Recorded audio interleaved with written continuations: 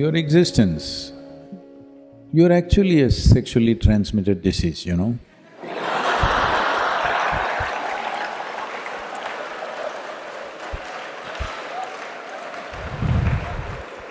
It is the basics of life, you are born because of that, I'm saying.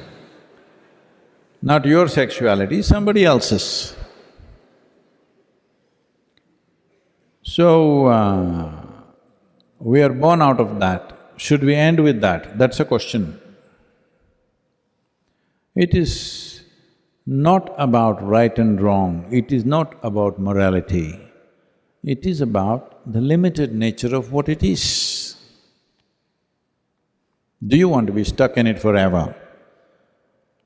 Or do you want to think, this is all bad, I don't want to touch it? No. I would say, for at least 30 to 40% of the human beings, it is only a passing thing within themselves. But because of social culture, they all believe they must go in that direction.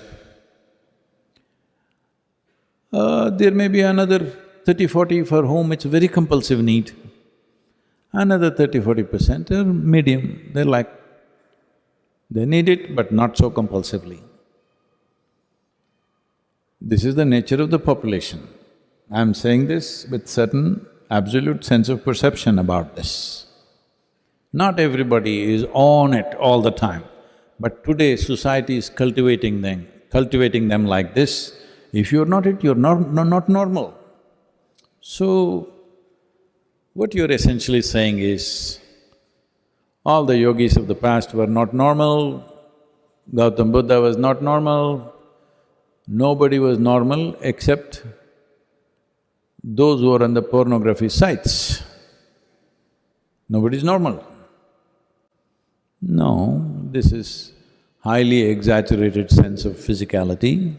There is a physical body, it has come into existence only because of somebody's sexuality, isn't it? So, sex as a fundamental instinct in the body is one thing, it residing in your mind is another thing. That is happening because of a certain level of culture around you. That is happening because of somebody told you it is a sin, you should not think about it. It is just that there is a dignified way of conducting it. For that we created institutions, we created a certain level of commitment, because there is a fundamental need within a human being to conduct every aspect of our life with some sense of aesthetic, otherwise we will feel like animals. See, we eat, we can eat like this.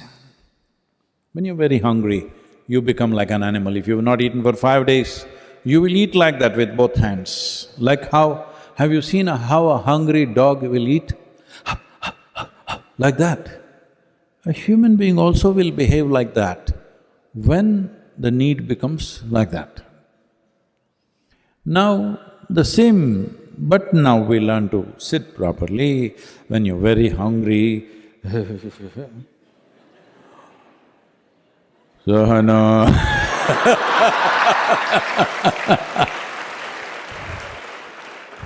some brahmachari is showing you his lung power.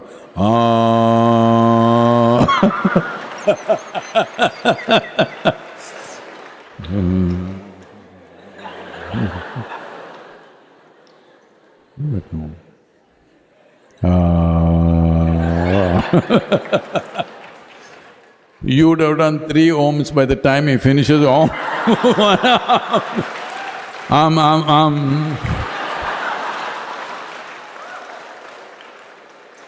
Because when something is very needed for you, just if you wait 2 minutes, you will see what is compulsive becomes conscious. Food, sex, sleep and death. These are 4 things which are compulsive. A human being distinguishes himself or herself from animal nature just by conducting these aspects of life also consciously. That is when If you do these things like any other creature on the planet, the moment you see somebody like that, you say, "Oh, it's like animal, isn't it?" So, instinctually, there is a certain compulsiveness, but you have an intelligence which can make you conscious and conduct that aspect of life consciously. If you don't do that, then you see every day you're hearing about rapes and brutality and all kinds of things. It's the same desire he has that any other man has, but he cannot conduct it in an aesthetically correct way, in a dignified way, that his compulsions overtake his intelligence. So, first thing is, leave this nonsense about it being a sin, it being wrong, morality. That's not the point. The important thing to understand is the limited nature of what it is. There are many people who cannot stop eating. Hello?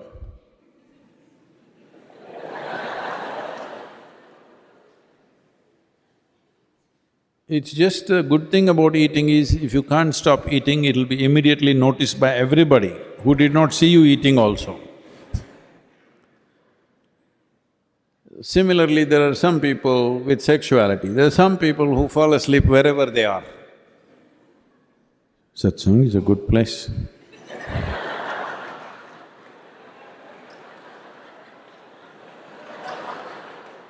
It's happening, it's okay. So, this is the fundamental thing. These basic instincts that we have in our bodies of food, sex, sleep and death, when you conduct these four things consciously, that is when you are a human being, including death.